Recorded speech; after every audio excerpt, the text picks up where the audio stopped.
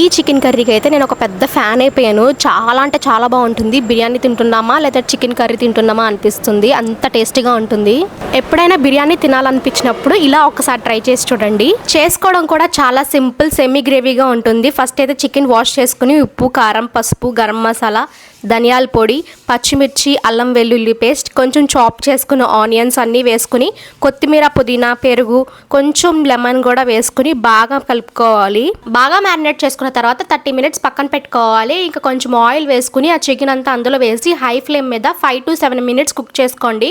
తర్వాత medium to లో పెట్టుకుంటూ కుక్ చేసుకోవాలి. ఈ చికెన్ కర్రీ బిర్యానీ ఫ్లేవర్ రావడానికి ఒక హీరో ఇంగ్రీడియంట్ అయితే ఉంది. అదే fried onions paste. Fried onions చేసుకుని పేస్ట్ చేసుకొని పక్కన పెట్టుకోవాలి. చికెన్ మంచిగా కుక్ అయిన తర్వాత ఆ ఫ్రైడ్ ఆనియన్స్ పేస్ట్ అయితే ఇందులో వేసుకొని మంచిగా మిక్స్ చేసుకోవాలి. ఒక 5 మినిట్స్ అలా కుక్ చేసుకున్న తర్వాత అవసరమైతే కొంచెం వాటర్ అయితే పోసుకుని కొంచెం సెమీ గ్రేవీ లాగా అయితే చేసుకోండి.